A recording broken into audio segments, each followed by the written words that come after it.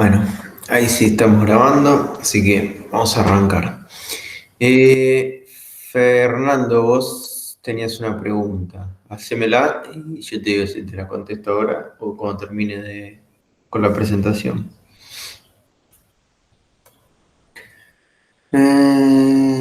Ok, bueno, no, eso lo vemos en tu caso puntual. En el ejercicio igual había quedado algo mal que yo subí, que había quedado en el en el Kotlin Worksheet, había quedado algo mal, una referencia a una calculadora, un ejemplo que yo hice. Capaz que es eso. Después me fijo en tu TP y te aviso. Bueno, vamos a arrancar con un poquito de lo que fue la entrega anterior. Esperen que quiero ver una cosa, porque esto no lo vi mal. Pablo, hacé como el otro día de ir anotando. Recién arranqué a grabar, así que veamos Sí, si sí, ya por está minuto. contando el cronómetro. Perfecto. Bueno, bien, quería hablar entonces hoy un poquito de las cualidades de diseño que, bueno, fue lo que tuvieron que trabajar en la última entrega, en la entrega anterior y en la que están haciendo ahora, ¿no? Entonces, bueno, la verdad que como les decía el otro día por Discord, me parece que estuvo muy... por lo menos las entregas que me tocó ver a mí me gustaron bastante. Obviamente ninguna estaba perfecta, pero no esperaba eso. O sea, sí esperaba que pudieran hacer este trabajo de leer un apunte, en primer lugar, que sé que a veces no es sencillo, sobre todo siendo esta una carrera en la que no estamos muy acostumbrados a leer, ¿no? Estamos más acostumbrados a hacer cosas. Eh, bueno, me pareció interesante también trabajar un poco ese aspecto, ¿no? Leer un texto, leer algo digo, de un tinte más teórico, si se quiere, y luego reflexionar sobre eso, ¿no? O sea, no me interesa en absoluto que yo no les voy a decir cuáles son las 10 cualidades de diseño, enumere y ponga ejemplos. No me interesa eso, pero sí me interesa lo que hicieron, básicamente. Ante una solución, poder analizarla en los términos de estas cualidades. Que, Luciana, tenés el micrófono prendido. No sé si querés preguntar algo o fue sin querer. Eh, bueno, decía, no me interesa que se la sepan de memoria ni nada de eso, pero sí que puedan utilizarlas para evaluar alguna solución. De hecho, estas cualidades que les di son medio arbitrarias, ¿no? Son las que estaban en ese apunte. Podría haber otras, pero bueno, hay más o menos un consenso de que esas cosas se interesan. Entonces, lo que voy a hacer ahora es una breve descripción de esas cualidades, porque también me di cuenta en lo que corregí que algunas no quedaban claras, sobre todo que no se terminaba de entender bien la diferencia entre acoplamiento y cohesión. Entonces, bueno, voy a hablar un poquito de esto. Bien, en principio lo que estaba diciendo recién, ¿no? ¿Para qué sirven estas cualidades? Bueno, yo acá puse tres cosas, ¿no? Para comparar diseños, tomar decisiones, que es lo que veníamos hablando. De repente se me ocurren dos maneras de resolver un problema. Bueno, ¿con cuál me quedo? Bien, ahí tenemos algunos indicadores para evaluar esto. Después, lo segundo es abrir la cabeza, ¿no? Un poco entre comillas, porque abrir la cabeza suena, no sé, te van a dar un hachazo y te van a abrir la cabeza en dos, pero expandir un poco, ¿no? Lo que uno conoce o, bueno, no, tener una mirada distinta. Entonces, en un sentido, por ejemplo, de usar estas cualidades como ayuda a memoria, momento de estar programando o pensando una solución, bueno. uno podría tener eso a mano y decir, che, esto que estoy haciendo es cohesivo, es robusto, bueno, y ahí analizar. Y después algo que me parece interesante es aprender a justificar, ¿no? Porque muchas veces pasa que sabemos que lo que hicimos, bueno, tenemos la intuición de que lo que hicimos está bien, pero cuando lo tenemos que defender frente a otra persona, como que no nos salen las palabras o no sabemos qué decir, ¿no? Y acá un poco de experiencia personal, que no siempre nos va a tocar trabajar con gente que trabaje bien, o que entienda el valor de trabajar bien. Digo, me ha tocado participar en proyectos donde el código era un desastre y bueno, y lo que terminaba pasando es que cada funcionalidad llevaba un montón de tiempo porque el código era inentendible. Entonces me llevaba un montón de tiempo entender qué había hecho la persona anterior y bueno, de ahí después ver cómo modificarlo para hacer lo que querían. Y bueno, yo le expliqué a esta gente que ese código necesitaba refactorizarse y bueno, le justifiqué, etcétera. Al final no quisieron, decidieron contratar a otra persona que usara el código así como estaba, pero bueno, nada, yo pude justificar. En otras ocasiones fue distinto, ¿no? Pero bueno, a veces incluso hablando con compañeros de trabajo que quizás no tienen el mismo recorrido que uno tiene y no ven por qué una cierta cosa puede ser un defecto. Entonces, bueno, no alcanza con saber hacerlo bien, sino también está bueno tener esta habilidad de poder justificarlo. Bien. Para la materia, ¿qué interesa de todo esto? Es que conozcan estas cualidades, que las tengan en cuenta cuando hagan un ejercicio y que puedan ver, bueno, esto que decía, que puedan ver código de alguien más y evaluarlo según estos criterios. De hecho, como les comentaba también por Discord, en una próxima entrega, quizás la de esta semana, les pida que además de programar algo, corrijan de alguna forma la solución de un compañero, ¿no? Entonces que hagan esto mismo que hacemos nosotros en los pull requests, que lo hagan ustedes con algún compañero. Y no es para ahorrarnos trabajo, porque de hecho después obviamente vamos a corregir todo, pero sí me parece interesante porque también es una tarea habitual en la programación, ¿no? Digo, uno cuando trabaja en equipo continuamente está mirando código de otras personas. Y si en el equipo hay como un buen laburo, las metodologías funcionan y se trata de trabajar de manera colaborativa, seguramente va a haber instancias de mirar código de otra persona y poder hacer comentarios constructivos. Entonces, está bueno también ejercitar eso. Bien, entonces vamos a las 10 cualidades que estaban en el apunte, que bueno, las transcribí acá y un poco voy a intentar explicarlas con mis palabras a ver si se terminan de entender.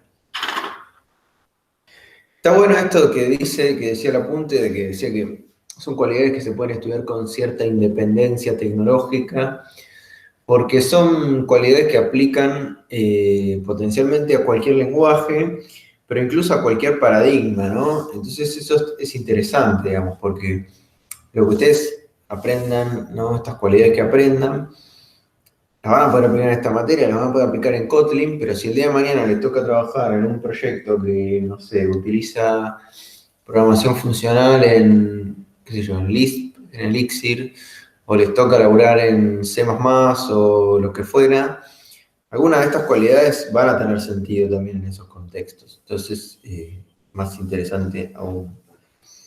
Bien, arranquemos con simplicidad. Simplicidad se resume básicamente en no hacer cosas de más, digamos, no hacer cosas que nadie pidió. Entonces acá, bueno, aparecen, en este rubro está lleno de siglas, a mí me dan un poco de gracia, además está todo en inglés, ¿no? Tipo, keep it simple, stupid, bueno, nada, está lleno de esas siglas y yo las pongo no para hacerme canchero, sino porque cuando ustedes googleen las van a ver y a veces es mucho más fácil googlear una sigla que otra cosa, entonces nada, está bueno estén ahí y las vean.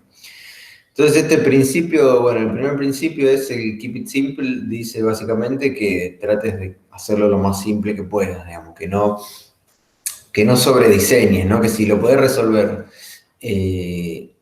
con un diseño sencillo, lo hagas de esa manera.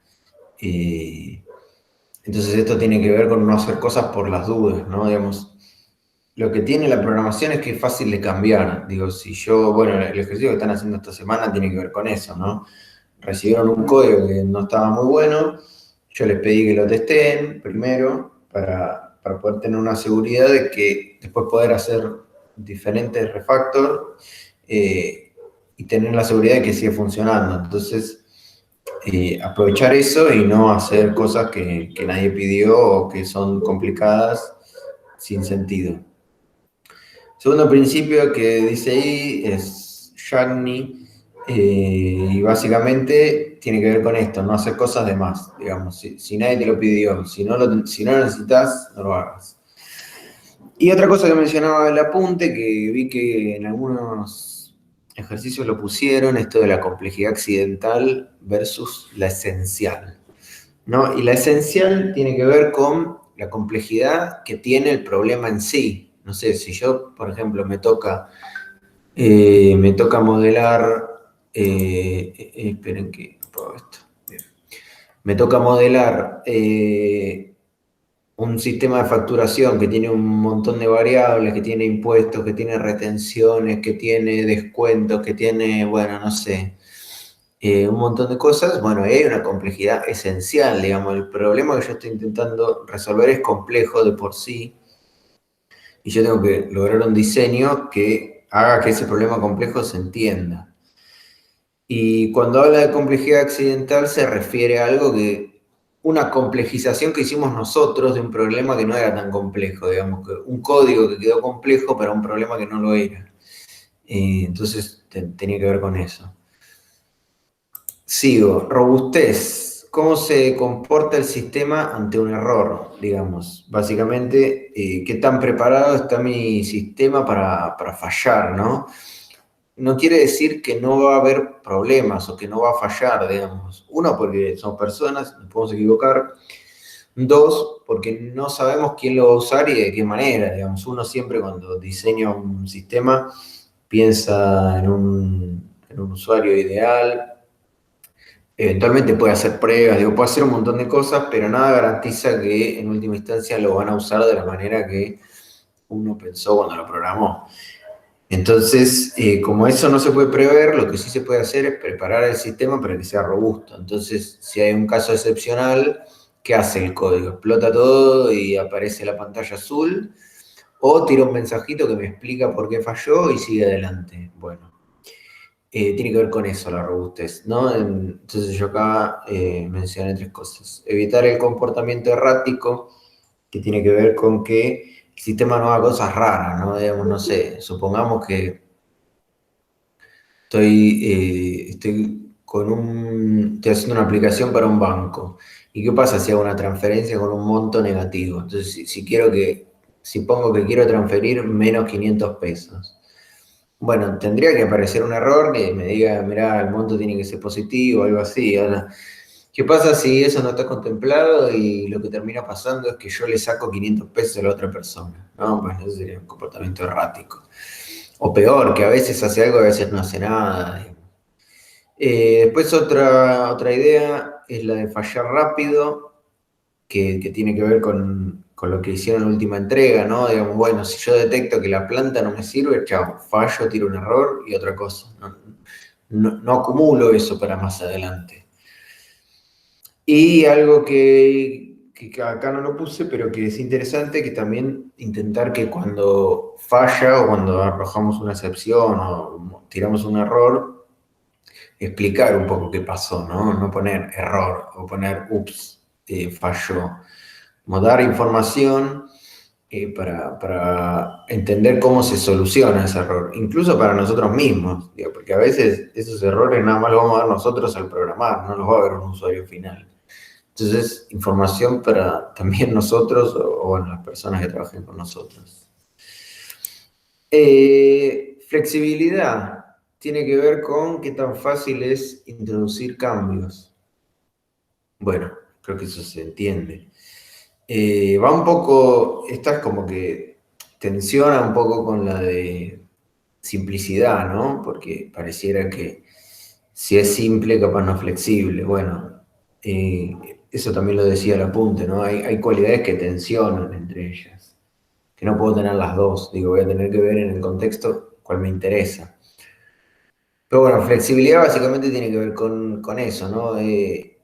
Estas dos cosas, extensibilidad, que sería qué tan fácil es agregar cosas nuevas, y mantenibilidad, que bueno, qué tan fácil es mantener lo que se hizo, ¿no? Digo, qué tan fácil es dentro de un mes leerlo y entender qué hice y poder corregir errores, etc.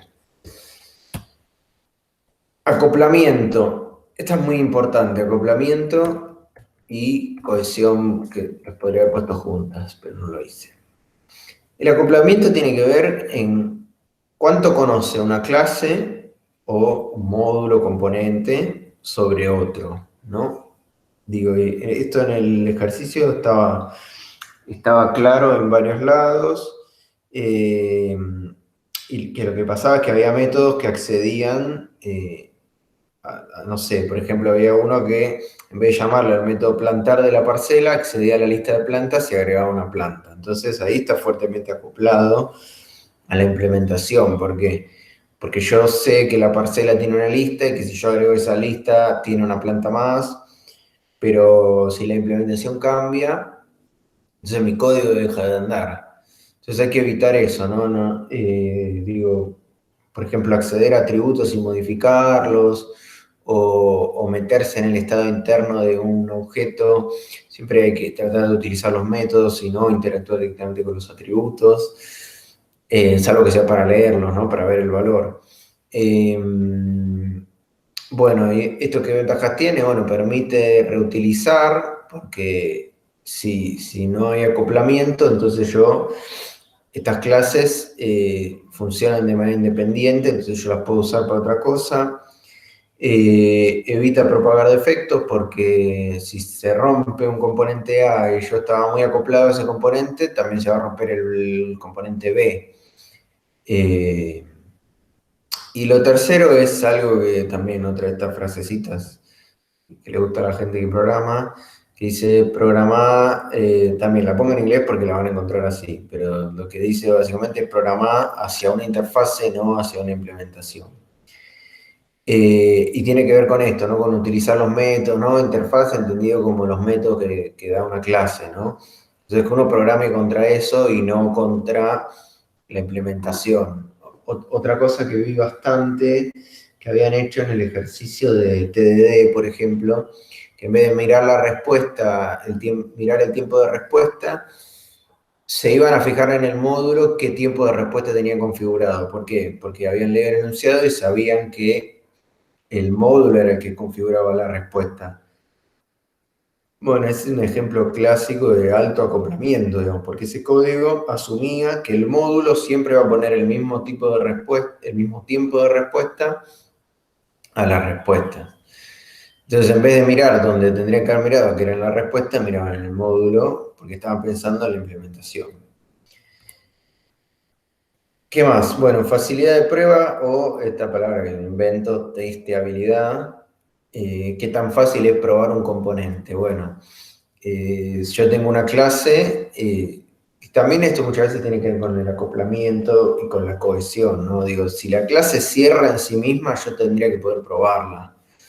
Hablo de clases porque es el contexto de esta materia, digo, piensen, si quieren pensar en otro paradigma, piensen en funciones, procedimientos, lo que fuera.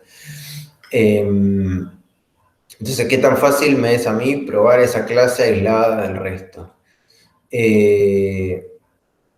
Bueno, nada, eso se refleja en qué tan fácil es hacer pruebas unitarias. Y después, si nosotros tenemos una cierta seguridad de que los componentes funcionan por sí solos, bueno, entonces hay mucha más chance de que el sistema también funcione.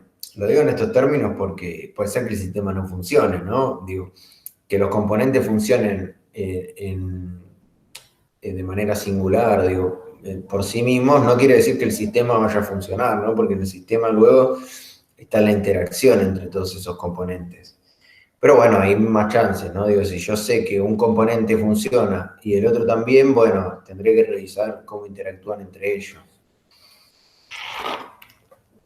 Acá viene la que más costó en el TP, que tiene que ver con la cohesión, que se puede explicar como cuántas responsabilidades tiene un componente.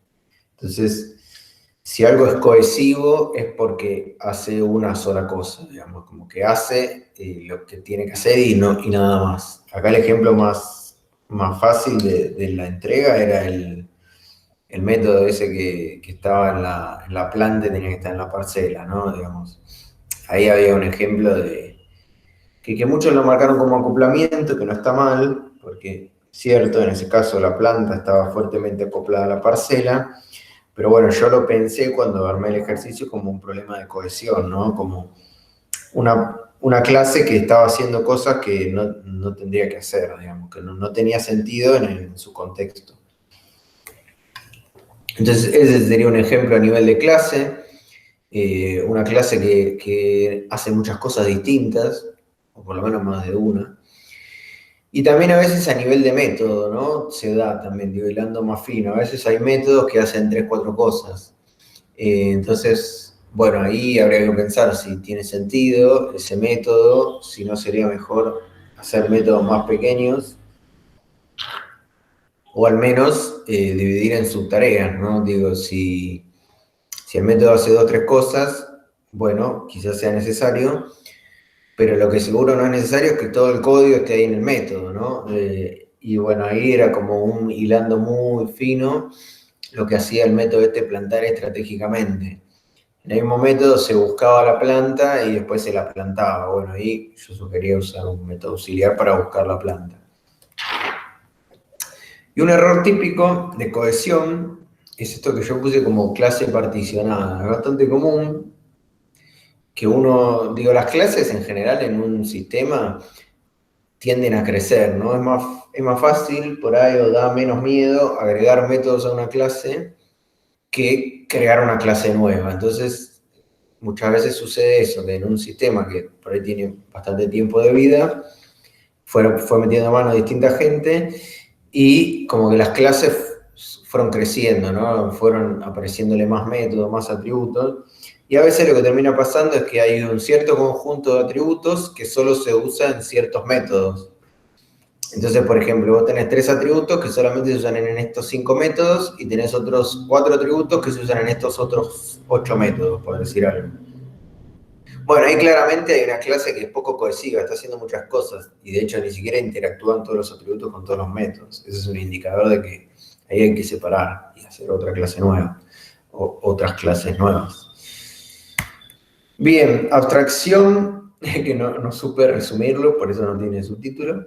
Pero bueno, tiene que ver con esto, ¿no? Con qué cosas nosotros recuperamos de ese dominio o de ese negocio. Digo, uno cuando programa, volviendo como quizás no sé, a intro o alguna materia anterior, lo que de alguna forma hace es un modelo de la realidad que le es útil para lograr algún objetivo, no sé, por ejemplo, suponiendo el ejercicio de las plantas, bueno, uno podría decir que hicimos un modelo de la actividad de la agricultura familiar. ¿Para qué? Para poder hacer estadísticas, por ejemplo, ¿no? Entonces, bueno, podríamos construir un sistema que uno podría, qué sé yo, poner cuántos metros cuadrados tiene, qué condiciones de sol, de clima, etcétera, y el sistema te ayude a diseñar tu huerta, por ejemplo, por decir algo. Bueno, en ese modelo van a aparecer un montón de conceptos, va a aparecer la parcela, va a aparecer la planta, la semilla, quizá aparezca el clima, quizá aparezca el terreno, y va a haber otro montón de cosas de la realidad que no van a aparecer en el sistema, porque para el sistema no interesa. Entonces, bueno, la abstracción, por un lado, tiene que ver con eso, ¿no? Con qué cosas de este problema, este negocio, este dominio, yo modelo en mi sistema. Y bueno, mientras mejor sean esas abstracciones, yo las voy a poder reutilizar, las voy a poder usar para distintas cosas y van a tener más sentido, ¿no? Tratar siempre esto de diseñar componentes que tengan sentido en sí mismos. Digo, si yo, por ejemplo, hago una clase planta que cierra, que tiene sus atributos, sus métodos, qué sé yo, después por ahí la puedo usar en otro contexto. Justo planta es medio difícil, pero no sé, si creo una lista o creo un módulo de un servidor web, qué sé yo, capaz que después eso lo agarro, lo uso en otro proyecto y me cierra. Pero bueno, tiene que ver con esto, que las abstracciones tengan sentido. Quedan tres. Otra, consistencia. Y acá tiene que ver con tomar decisiones similares ante problemas similares.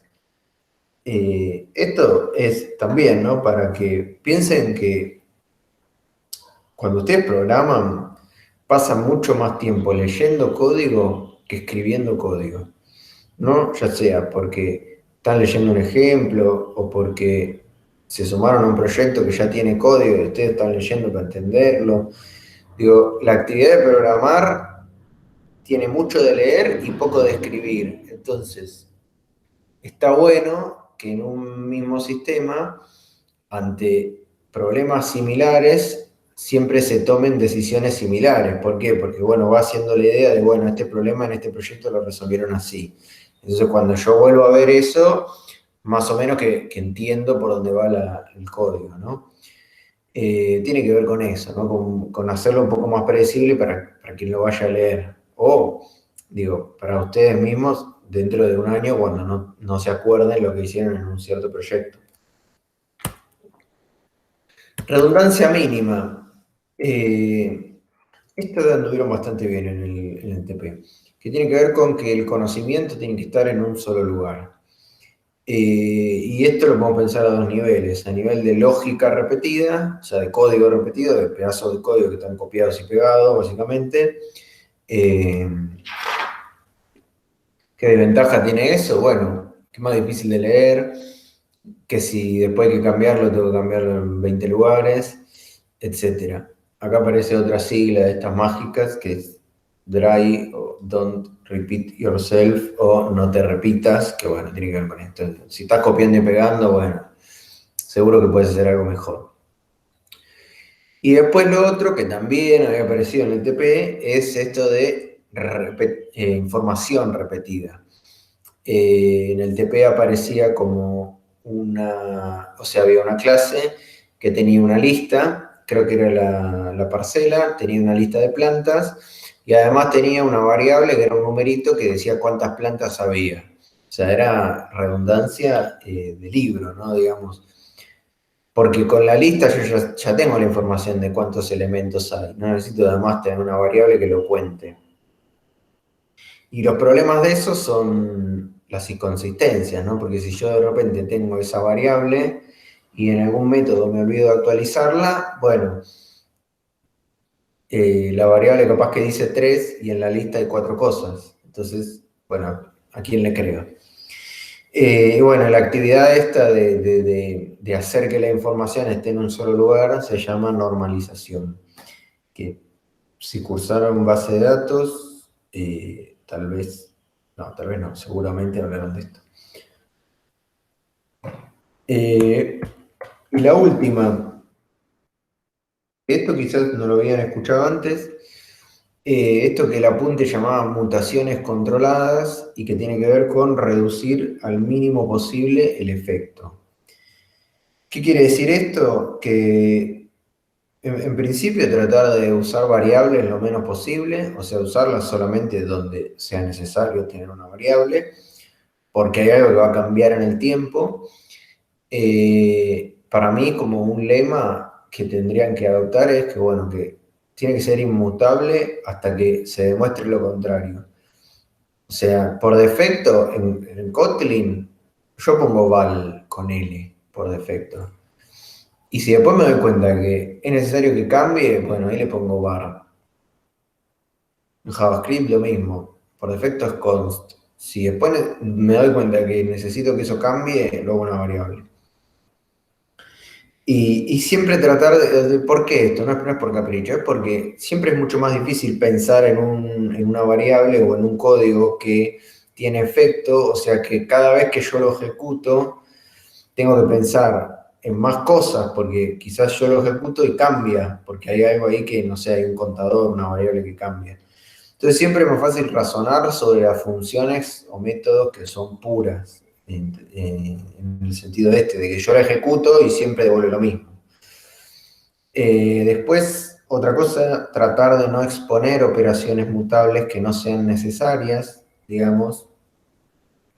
Eh, por ejemplo, en el ejemplo este de las plantas, ¿no? La parcela exponía la lista de plantas y me permitía a mí hacer un plantas.add y yo ahí me estoy saltando todas las validaciones que tenía la parcela. Bueno, tratar de no hacer eso, sino de tener métodos que accedan a esos valores.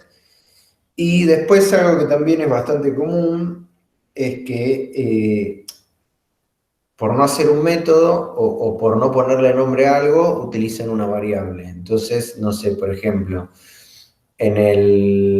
no sé, tienen que buscar algo en una lista y en vez de hacer un método que lo busque, porque el código es largo, lo guardan en una variable y después lo usan en la línea de abajo, pero nunca le cambian el valor a la variable. Entonces, una pregunta que podrían hacerse, bueno, esta variable que estoy poniendo, ¿se podría reemplazar con un método? O sea, ¿yo podría hacer un método que calcule esto y no tener una variable?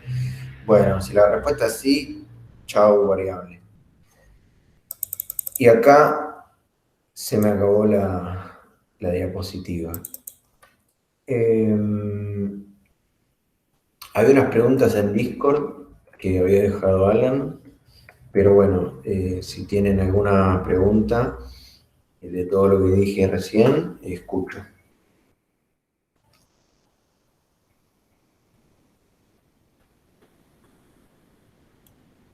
Hola, profesor. ¿Me escucha? Sí, Yo tengo, por ejemplo, acá la última esta de un ejemplo, por ejemplo, reemplazar una variable con un método. Un ejemplo, por ejemplo, no sé, algo que no sea algo que constantemente cambie, como algo físico, que digamos un cálculo. a ver, hay un ejemplo en el TP, hay un ejemplo, para que lo busco y te lo muestro.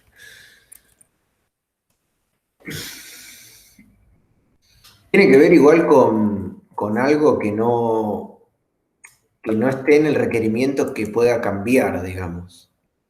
Pero si yo uso una variable es porque necesito que esa variable cambie. No sé, porque tengo un contador, porque tengo una lista que puede cambiar la lista.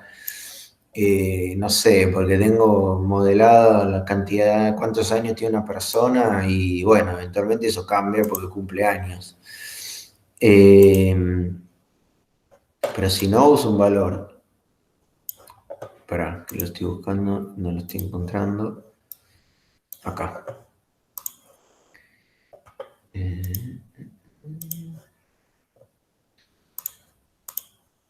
Acá hay un ejemplo de eso.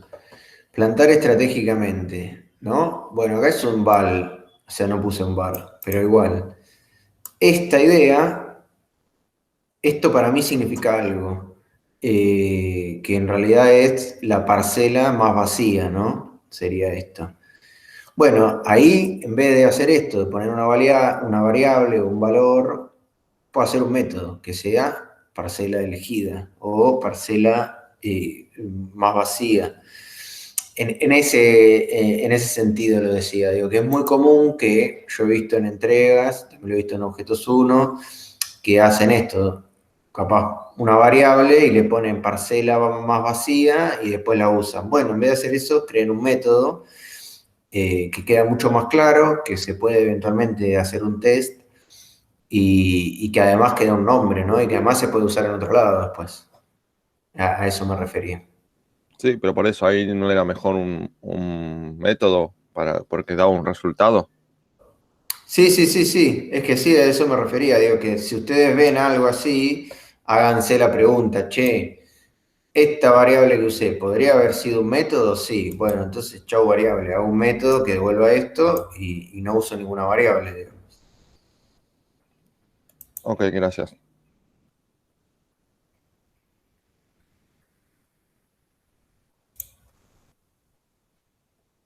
¿Alguna otra pregunta?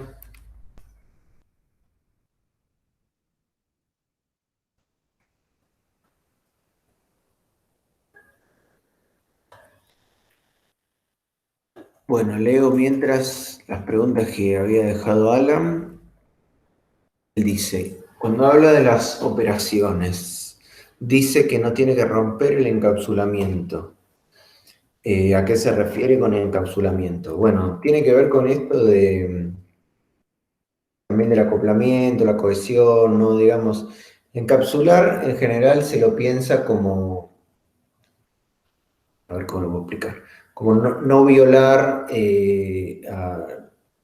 como el contrato de una clase, ¿no? Digamos, no sé, no meterse a ver los atributos y a modificar los atributos, sino interactuar a partir de los métodos. Entonces tiene que ver con eso. Por ejemplo, en ese ejemplo que vimos recién, se violaba o no se respetaba el encapsulamiento de la clase parcela. ¿Por qué? Porque se le agregaban plantas directamente en la colección y la parcela tenía un método para agregar plantas y no se usaba. Bueno, ahí podríamos decir que quizás la parcela no es tan robusta porque permite eso, ¿no? Porque expone su lista y permite que se agreguen cosas, pero también quien lo usa, bueno, de alguna manera está explícitamente rompiendo ese encapsulamiento porque nos llamó al método.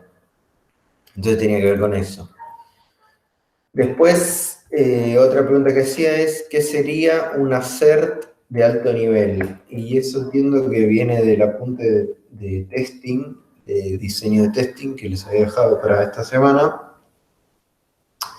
Cuando ustedes usan cualquier framework de test, en este caso en la materia estamos usando Cotest, el framework viene con un montón de asserts, ¿no? Aserciones, afirmaciones. En Cotest hay un millón, no sé, should be es la más común, pero después hay un montón para si el código tiene una excepción, para si la lista contiene ciertos elementos, para si un string empieza con tal string, si un número es más grande que otro, bueno, etcétera. Tiene un millón de cosas. A veces, cuando el código que estamos probando no sé, es grande o es complejo o involucra muchos objetos y es difícil de armarlos, esos objetos, tiene sentido como crear los propios assert, ¿no? Los propios should. Entonces, de repente, yo podría, todos los frameworks dan opciones para eso, entonces yo me podría crear un assert para el ejercicio del servidor web. Entonces, por ejemplo, decir servidor puede responder a este pedido, ¿no? Entonces, y eso lo uso en un test. Y puede responder, ¿qué quiere decir? Bueno, que devuelve una respuesta, que la respuesta es satisfactoria. No sé, es como un conjunto de los otros. O sea, se pueden hacer como métodos que sean para los test. Tiene que ver con eso, un assert de alto nivel, como crear tus propios assert a partir de los que trae el framework. Y la tercera pregunta que hacía él es cómo sería moquear partes del código. Bueno, eso lo voy a dejar para más adelante, pero básicamente moquear, o que también entiendo que lo leyó en este apunte, o usar impostores, tiene que ver con ciertas clases, ciertos objetos, en vez de usar los objetos reales, utilizar objetos impostores, digamos, objetos que se crean solo para el test. Y eso tiene sentido, por ejemplo, cuando, no sé, tenemos un acceso a un recurso que no está en la máquina, por ejemplo, si tuviéramos un programa que le pega a la API de Mercado Libre, por ejemplo, ¿no? No sé, hacemos una página que se integra con Mercado Libre y tenemos un método que ejecuta una compra en Mercado Libre o ejecuta una búsqueda de productos en Mercado Libre. Bueno, yo cuando hago un test de eso, no puedo hacer que mi test le pegue a Mercado Libre. Primero porque sería muy lento. Digo, los test tendrían que correr en milisegundos, ¿no? Entonces, si le pega a Mercado Libre es lento. Segundo, porque puede fallar por un problema de Mercado Libre, o no sé, se me acabó la cuota de request, o Mercado Libre cambió su formato, o Mercado Libre se cayó, o no tengo internet en mi computadora, entonces no puedo correr los test. Bueno, para esos casos se usan impostores, entonces yo no le voy a pegar a la API de Mercado Libre de verdad, sino que me voy a hacer una API trucha, por decirlo de alguna manera, para los test. Bueno, eso sería moquear, tiene que ver con eso, porque esos impostores se llaman mock, que mock en inglés quiere decir algo así como borrador, entonces viene de ahí, es como un anglicismo, una palabra de tipo testeabilidad.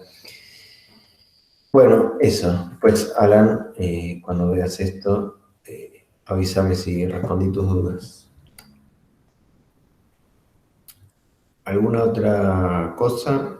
¿Algo que quieran preguntar de la nueva entrega? Profe, yo tengo una duda sobre la nueva entrega.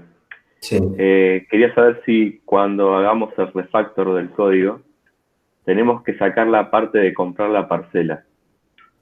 Porque como no está en el enunciado, no sé si dejarla o sacarla. Yo hice los test para esa parte, pero bueno, nada. No sé si va o no va. ¿Qué diría el apunte de la parte esa de simplicidad? Que no va. Entonces no va, vuela. Ok, buenísimo. Sí, de hecho, en el enunciado, yo en alguna parte puse, espere que lo abro, así lo leo mejor.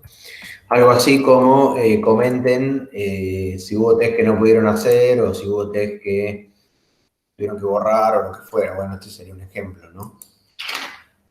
Bueno, capaz que hiciste el test en la primera parte y después te das cuenta que no sirve para nada porque esa funcionalidad la borraste. Acá puse, por ejemplo, en la parte 1 puse, si en algún caso un defecto impidiera que se pueda escribir un test, indicarlo con un comentario que explique por qué. Comentario, si quieren pónganlo en el código y si no, pónganlo en el pull request directamente, o sea, escriban en el pull request. Y después en la parte 2 puse, si en algún caso fuera necesario modificar los tests, indicarlo con un comentario que explique por qué. Bueno, acá lo mismo, podrías poner, este test lo borré pues no tenía sentido porque esta funcionalidad no era requerida. Y les va a pasar en otros puntos también, que van a tener que cambiar los tests que habían hecho. Por ejemplo, cuando muevan el método ese ¿cómo era? De la parcela, que no me acuerdo cómo se llamaba, cuando lo saquen de la planta, y bueno, necesariamente van a tener que cambiar el test porque el método está en otro lado. Bueno, esas cositas me gustaría que las registren y que las escriban en algún lado. Bueno. Pero sí me parecía interesante el trabajo esto de hacerlo en orden, de primero hacer los test y después hacer el refactor, porque es una buena práctica, digamos. Si yo recibo, si yo tengo que meter mano en un código que considero que no está bueno, por todas estas cualidades que hablamos, no es buena idea mandarse a hacer un refactor si no tiene ni un test. ¿Por qué? Porque después de terminar el refactor no tengo ninguna garantía de que lo que hice funciona, digamos. Más aún, si era un código que no lo termino de entender, no estoy seguro de lo que hace. Digo, este código que yo les pasé no estaba tan feo. Yo he visto código mucho peor que ese en distintos laburos. No sé, 3, 4 niveles de if encadenado, whiles con condiciones que no entendía. Entonces yo no metería mano ahí si no hay un test, porque hay altas chances de mandarse una cagada. Entonces, la práctica esta de hacer el test y después hacer el refactor está buena también como práctica para la vida real, digamos. Y bueno, y entender esto, ¿no? Que a veces tengo que cambiar el test, porque hice un refactor que no es compatible con lo que estaba. Pero bueno, me parece ese ejercicio. Respeten eso, digamos, háganlo en dos partes distintas. Bueno, primero testeo todo y después lo cambio. A ver qué pasó ahí en el medio. ¿Alguna otra pregunta? Pablo, no sé si tenés un comentario de las entregas que vos viste. Profe, una consulta. Sí. ¿Prefiere que lo comentemos el test, que lo vamos a cambiar o lo eliminamos y lo ponemos bien después de refactorizar? O sea, dejar el código del test comentado, decís. Claro, lo que iríamos a eliminar, en vez de eliminarlo, comentarlo. No, por favor, no hagan eso. O sea, lo que hay que eliminar se elimina. Listo. Tenemos Git y todas esas cosas, así que es más, si yo después miro en Git la diferencia entre un commit y el otro, voy a ver que lo borraste. No, deja un comentario nada más, pero escrito, si acá había un test de esto y lo borré porque esta funcionalidad ya no lo necesito. Fin. Leonel, vos estabas hablando algo en paralelo, me parece, y no te escuché. Sí, yo tenía una duda con respecto a los comentarios de la entrega anterior. ¿Los borramos o los dejamos? ¿Comentarios de ustedes? Sí. No sé, es lo mismo. Lo que te quede cómodo, o sea, si querés dejarlo, si no, digo, ya lo vimos, así que como vos quieras.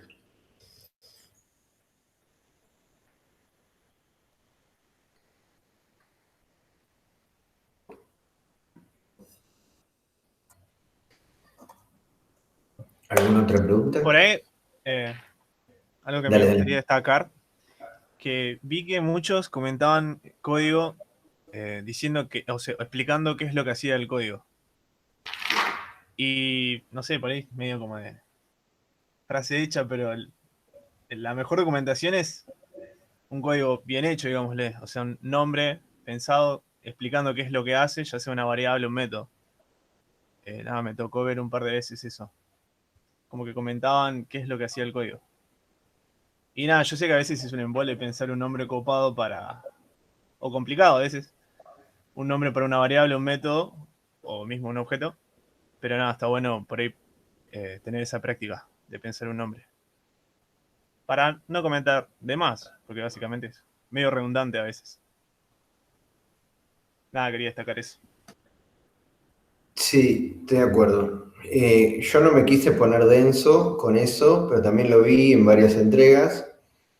En algunas les comenté, tipo, este comentario no aporta nada porque dice lo mismo que dice el método, entonces más bien borrarlo.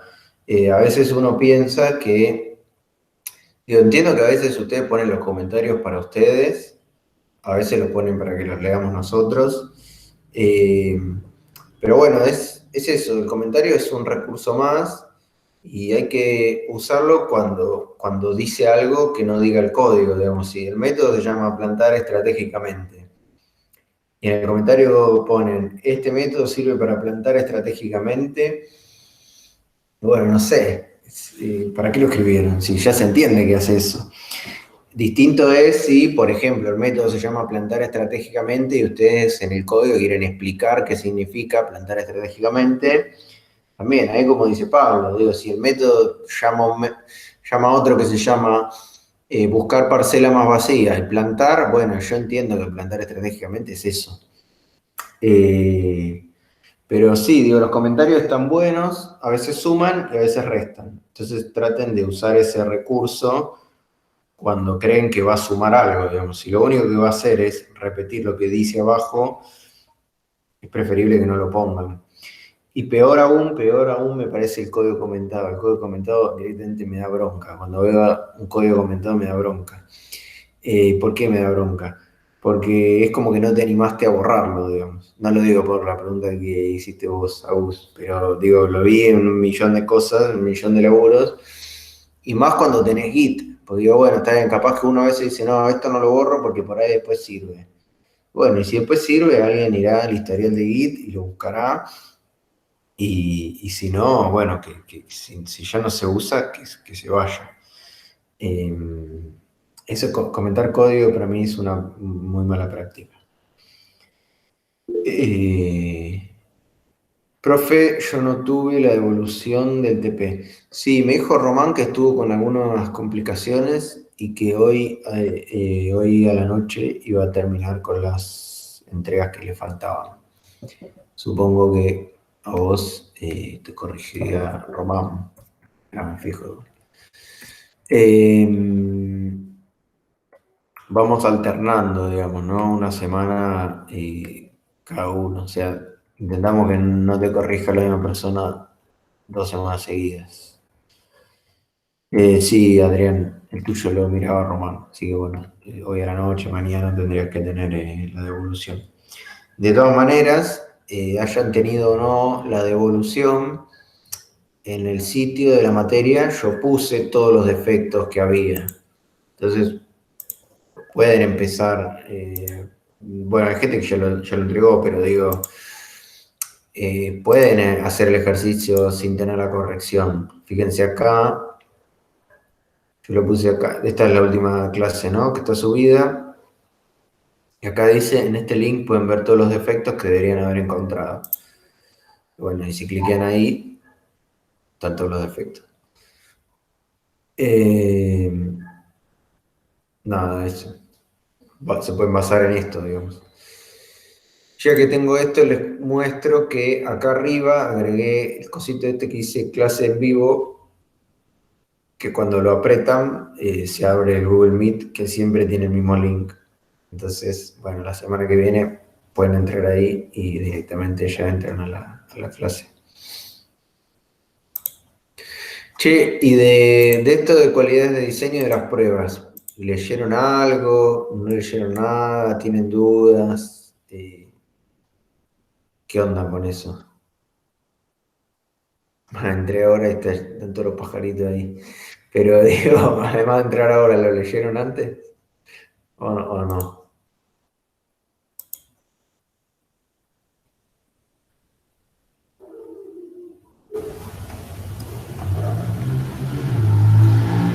Bueno. Profe, Sí, yo leí el fin de semana. bueno, gracias. Gracias por hacerme sentir que no le hablo a una pared. Bueno, acá en el chat del desconocido, que supongo que es Raúl, porque siempre parece muy desconocido. Bueno, un par lo leyeron. Bien. Sí, Raúl dice que es Raúl. Digamos, las dudas que eran esas. Ay, te escuché muy bajito, no sé qué dijiste. Que, o sea, leerlo leí, pero, o sea, las dudas que no, digamos, eran esas las que se planteó Alan en el Discord. Sí, porque, bueno, este apunte está sacado de otra materia y bueno, nada, se asume que saben algunas cosas que quizás ustedes no las saben o no las saben con esas palabras, pero bueno, nada, es eso, habla un poco de algunos criterios de diseño que son más o menos los mismos que veníamos hablando, pero abocados específicamente a los test, ¿no? Digo, a veces los test no se le da mucha importancia y bueno, digo, el test es código, entonces tarde o temprano empieza a tener los mismos problemas que tiene el resto del código. Se empieza a repetir, empieza a haber varios test que prueban lo mismo. Bueno, y acá habla un poco de esas cosas, ¿no? Por ejemplo, del fixture. Cuando habla del fixture tiene que ver con el conjunto de datos, ¿no? Que uno crea para hacer las pruebas. Entonces, por ejemplo, en Cotest, o bueno, en Wolloc también se podía hacer, se puede compartir objetos entre los distintos tests. Entonces, si yo hay un objeto que lo voy a usar en todos los tests, bueno, lo puedo poner más arriba y no instanciarlo cada vez. Incluso si hay una serie de cosas que yo voy a hacerle a ese objeto, las puedo hacer en un describe o las puedo hacer en un método para no tener, porque digo, el test tiene que tratar de ser corto, digo, para que yo lo lea y de un vistazo entienda que se está probando. Y si el test tiene 20 líneas, no sé, falló y ¿qué falló? Capaz que falló el test, capaz que fallaron alguna de esas 20 líneas. Entonces intentar que el test sea como cortito al pie y bueno, se entiende más. Bueno, habla de esas cosas, después habla también de esto que yo les dije la otra vez, como las 3A del test, acomodar, actuar y acertar o afirmar. Bueno, acá lo dice como precondiciones, operaciones y postcondiciones, pero es lo mismo, la misma idea. Después habla un poco de estas cualidades que uno esperaría del fixture, que sea simple, que tenga mínima redundancia, etcétera. Bueno, nada, sí, algunas cosas para los test. Está bueno ir leyendo, está bueno ir reflexionando sobre lo que vienen haciendo, ¿no? Digo, ustedes ya vienen programando, por lo menos antes de llegar acá tuvieron otras 2 materias de programación, que sería Introducción y Objetos 1. Y bueno, no sé, bueno, conozco esas 2 materias porque di las 2 materias, entonces sé un poco cuál es el nivel de reflexión que uno tiene sobre lo que hace, y en esta materia ese nivel de reflexión se espera que sea un poco más, digamos. O sea, sí, estamos programando, pero también estamos haciendo bastante este ejercicio de frenar un poco y pensar eh, sobre lo que estamos haciendo, ¿no? Y poder analizarlo y poder ponerle palabras a algunas cosas. Entonces este apunte también va en esa línea, bueno, de pensar un poquito de qué se trata esto de hacer test y qué problemas puede tener y bla, bla, bla. Bien, y ya para ir cerrando, bueno, ahora vemos si hay que ver alguna pregunta, pero para esta semana que viene vamos a volver a un ejercicio así más clásico de resuelvan este enunciado. Pero bueno, se esperaría que apliquen todas estas cosas que vinimos conversando, ¿no? Todas estas cualidades, digamos, todas estas cualidades en el código y también en los test. Entonces, la corrección nuestra va a ser con ese criterio. Y vamos a ver si armamos así algún esquema de revisión de pares, ¿no? De que alguno de ustedes le revise a otra persona lo que hizo. Y después de esta entrega, ya se tendría que venir una entrega que tendría que ser el parcial, porque me digo que ya no estamos promediando la materia. Entonces, posiblemente la siguiente entrega esa sea... El parcial va a ser una entrega, un TP un poco más largo que lo que vienen haciendo. Y bueno, la única diferencia es que va a tener una nota al final, pero después va a ser la misma metodología que venimos usando.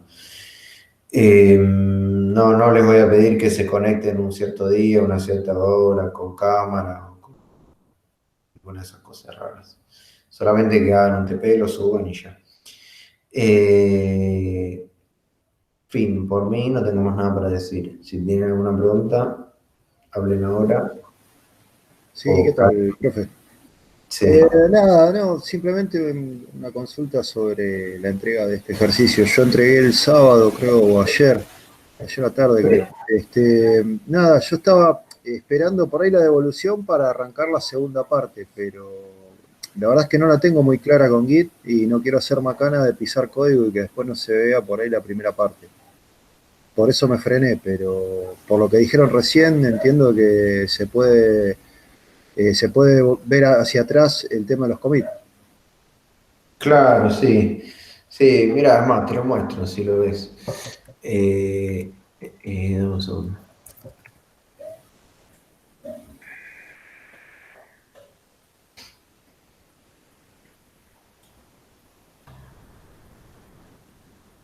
Brandaris. Pero yo te lo corregí el Sí, UTP. no, pero el de ahora. Yo hice el punto 1 y el punto 2, o sea, el punto 1 que era hacer los tests como venía el código, ese lo subí ayer.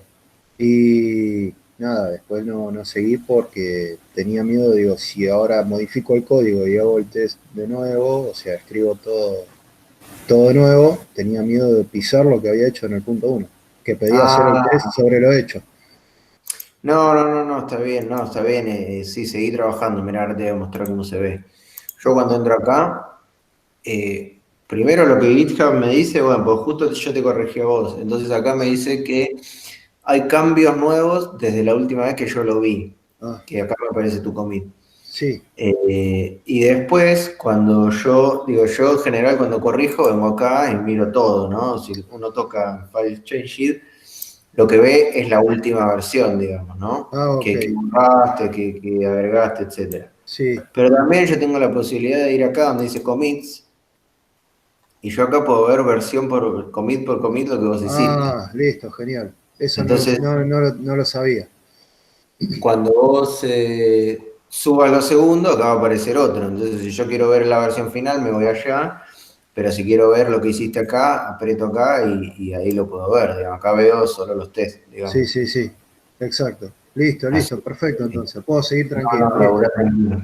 Bárbaro, muchas gracias. No, que de hecho no vamos a corregir una vez sola, no vamos a corregir el punto 1 y después el 2. O sea, entreguen todo y después lo corregimos. Bueno, y Fernando, te debo tu... A ver, déjame que lo veo ahora, así ya te lo respondo. Lo que preguntabas de que pushaste el ejercicio y te falló. Dame un segundito. Rodríguez.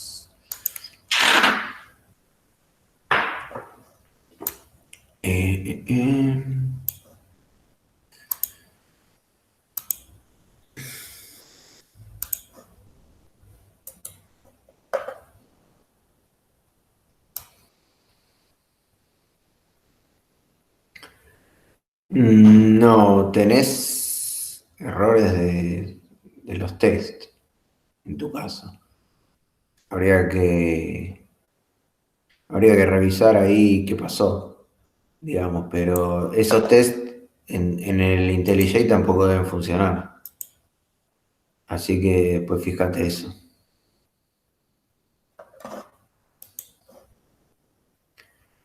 Después lo vemos, ahora lo miro y cualquier cosa te escribo por privado.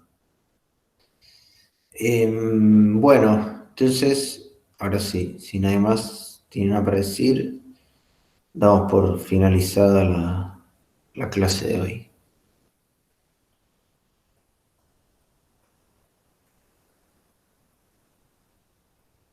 Bueno, entonces lo que les pido, saluden, digan algo así. Siento que estoy con otras personas y nos vemos la semana que viene. Listo, profe. Bueno, Muchas profe, gracias. nos Chao, vemos. profe, hasta la próxima. Nos vemos. Nos vemos. Chao, profe, nos vemos. Gracias. Hasta la semana que viene. Chao Raúl, chao. Chao, hasta luego.